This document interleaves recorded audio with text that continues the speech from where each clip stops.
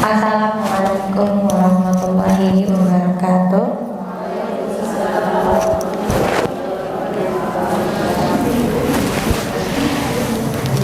Alhamdulillahi binikmatihi tatimmu sholihat. Allahumma anfa'na bima 'allamtana wa 'allimna ma yanfa'una wa zidni ilman. Rabbi zidni ilman warzuqni fahman wa amalan mutaqabbalan. Damai kata ibu semuanya. Alhamdulillahirrabbilalamin. Insyaallah hari ini kita akan membahas masih tentang Fathu Mekah, kedatangan Rasulullah dan para sahabatnya di Mekah. Tapi sebelumnya ada sebuah kisah terlebih dahulu yang sangat terkenal ketika awalan para sahabat itu sampai di Madinah. Yang sering terdengar itu adalah kisah demam Madinah. Demam Madinah. Ya, kisah ini mah belum sampai ke sana. Ya. Jadi kisah ini akan berkesan sekali buat teteh ibu yang ketika disebutkan dua kota ini ya, Madinah Al-Munawwarah dan Makkah Al-Mukarramah. Jadi ketika dengar kata Makkah dan Madinah seperti hanya mendengar nama desa sendiri, dinotis sendiri. Tuh orang Bojong langsung kepanggil. Sudahkah kita merasa terpanggil? Duh Makkah, duh Madinah. Karena Allah tidak hanya memanggil orang-orang yang mampu saja. Kita masih ingat ya bahwa 3 panggilan Allah itu, panggilan sholat ini umum, seperti halnya sholat pada umumnya, hayya 'alal sholat. Apakah Allah memilah-milah gitu? Memilah-milah, oh kamu tidak soleh berarti tidak hayya, kamu tidak kaya berarti kamu tidak hayya 'alal sholat. Setiap azan Allah menyeru. Ada nggak yang tidak menjawab seruannya? Ada nggak hari-hari gitu? Banyak ya.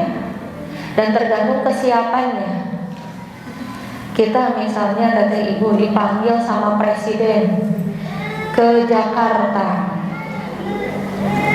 siap atau tidak siap? Pasti harus siap datang. Pasti menyempatkan. Kira-kira ke Jakarta gratis atau gimana? Tergantung ya. Kitanya yang mana, ada yang dijemput, ada yang tapi mau dulu kan? Wah iya siap. Walaupun kita nggak punya ongkosnya ceritanya ke Jakarta, tapi kita menyisihkan, kita mempersiapkan. Kapan presiden harus ke sana? Jadi panggilan itu ada, tergantung kita mau menyahutnya atau tidak.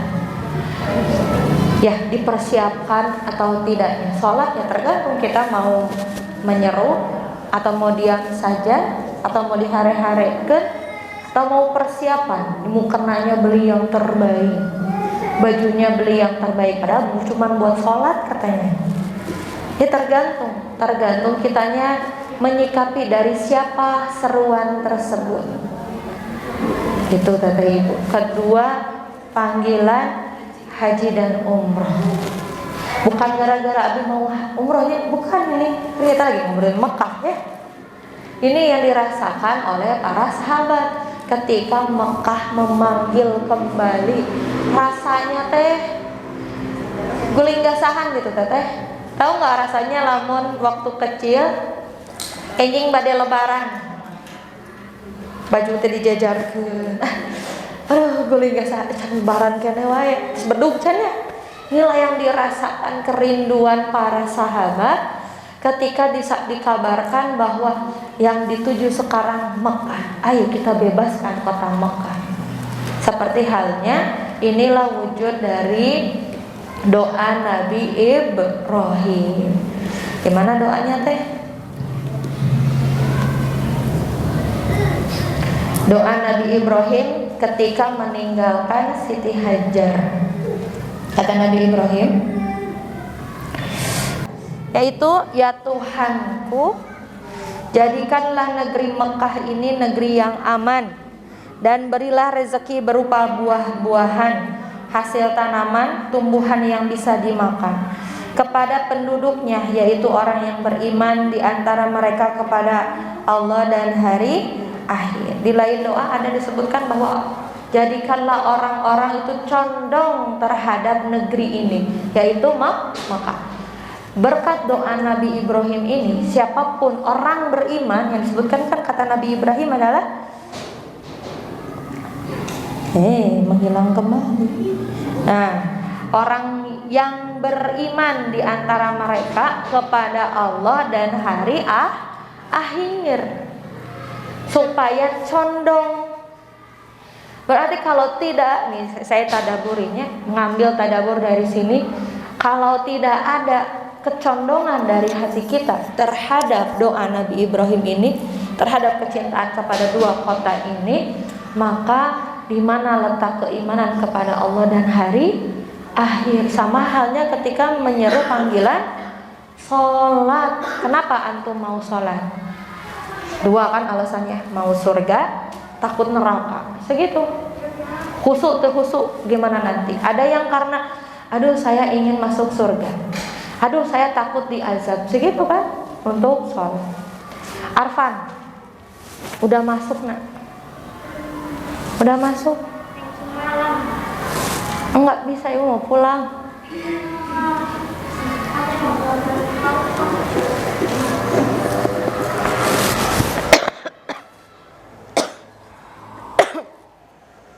Sampai mana teteh?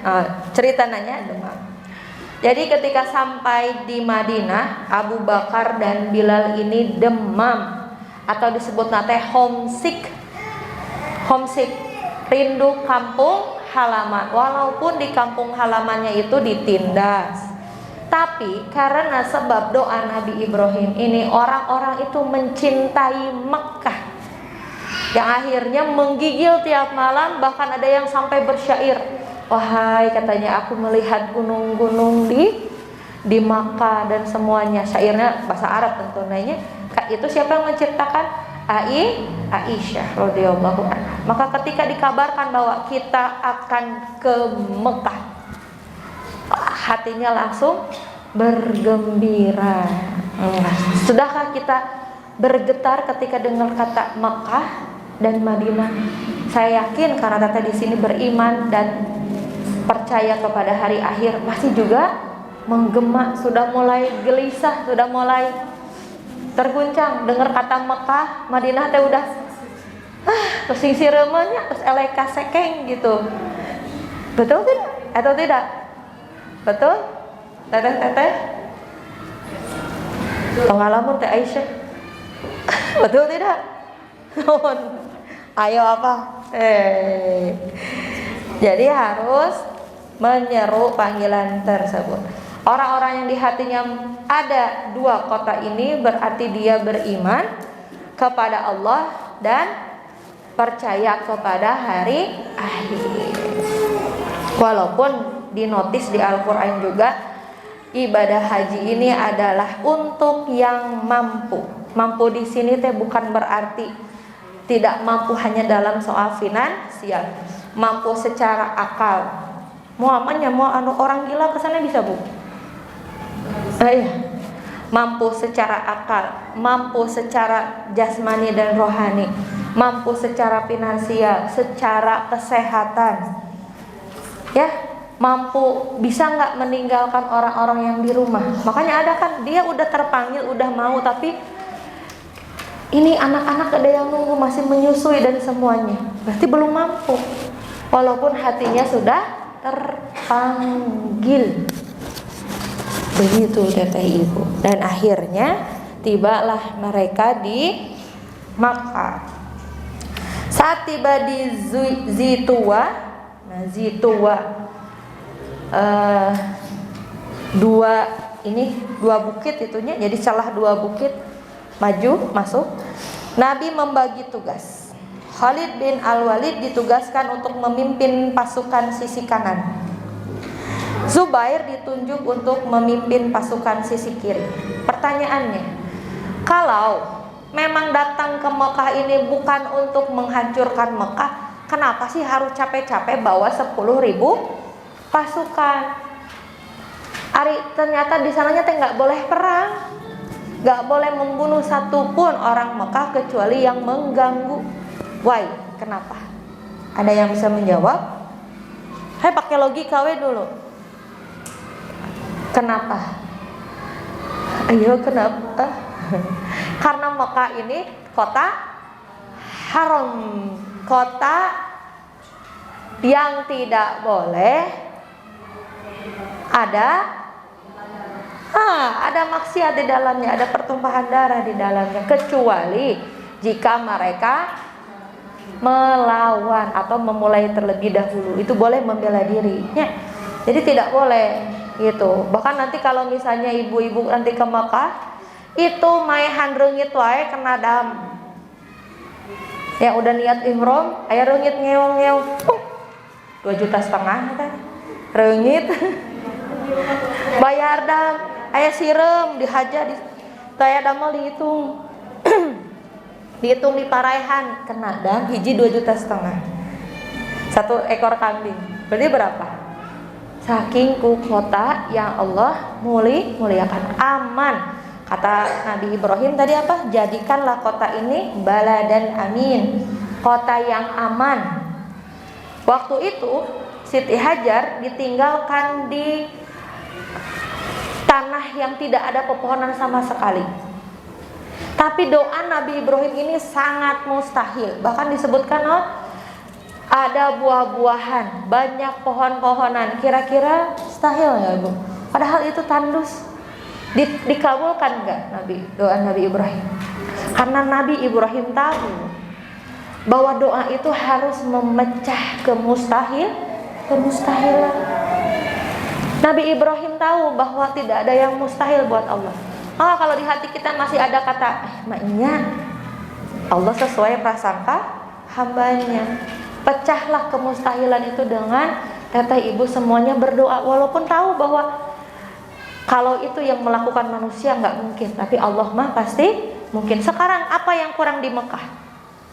Segala buah-buahan ada, walaupun tidak ada di sana pohonannya. Apel, jeruk, semuanya ada. Tinggal ekspor kan sekarang. Ya, coba kalau orang mau ke Bali paling lihat pantai. Mekah apa? Lihat apa? Lihat gunung. Berarti betul tuh doa Nabi Ibrahim untuk meminta kepada Allah supaya Allah condongkan hati orang-orang beriman untuk cinta kepada kota ini. Jadi kalau belum ada cinta, berarti belum termasuk siapa yang diseru oleh Nabi Ibrahim. Sama teteh dulu, saya juga ngerti karena mungkin nggak punya ilmunya ya. Selalu bilang mau mungkin, karena memang belum ada yang mau menyeru tecan mam.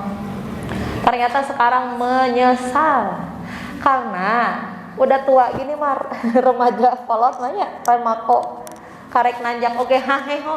Tahu kayak gitu kan dari masa muda tuh, waktu lagi kuat-kuatnya ya. Ini makanya masa muda teteh sisihkan dari sekarang semampunya, niatkan untuk memenuhi panggilan tadi. Orang yang dicintai oleh Allah, orang yang beriman yaitu, dan orang yang percaya kepada hari akhir.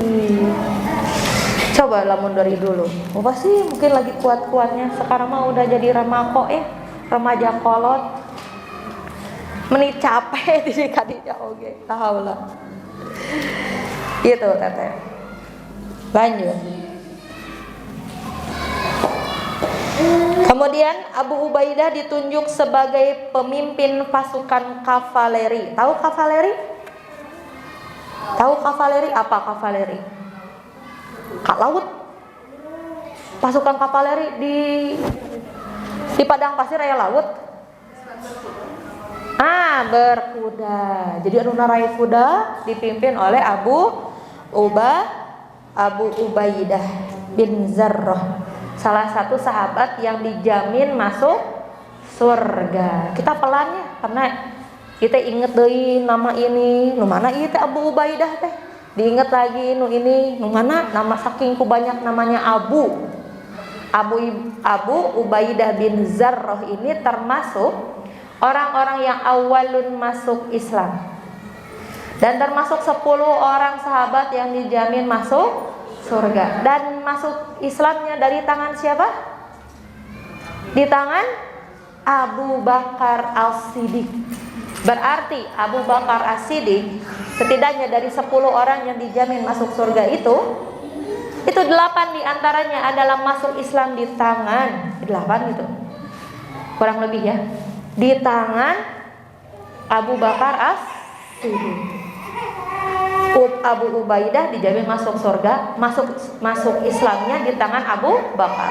Berarti selama Abu Ubaidah beribadah, selama Abu Ubaidah beramal, amalannya pindah ke Abu Bakar juga. Makanya pantasnya malaikat Jibril itu mengelilingi surganya Abu Bakar As-Siddiq 1 tahun belum kakurilingan. Itu malaikat Jibril, jadi Nabi Jibril. Malaikat Jibril 1 tahun mengelilingi surganya Abu Bakar itu masih belum terjangkau, saking luasnya surganya Abu Bakar As-Siddiq.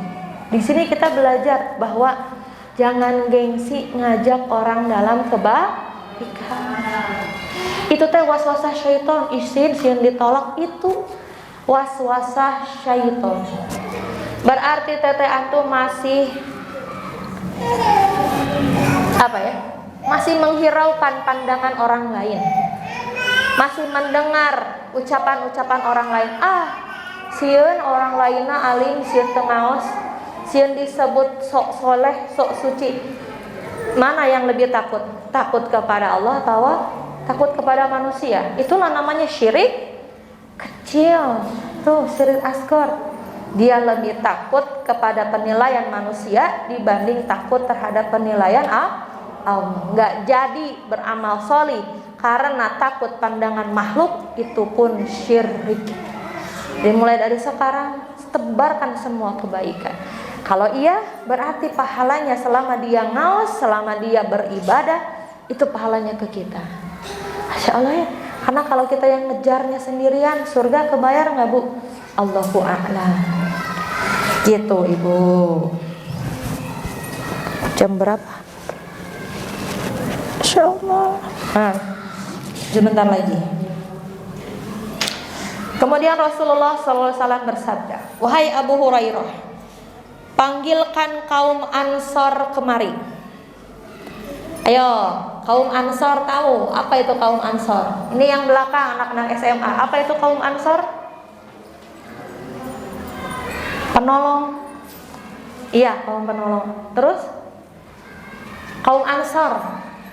Siapakah kaum Ansor? Ansor memang artinya teh dari kata Nasrullah, penolong Allah. Apa? Siapa? Ayo naik. Apa? Kaum Ansor apa? Saya nggak nanya ibu-ibu loh. Ibu-ibu mau jadi remaja lagi, amin.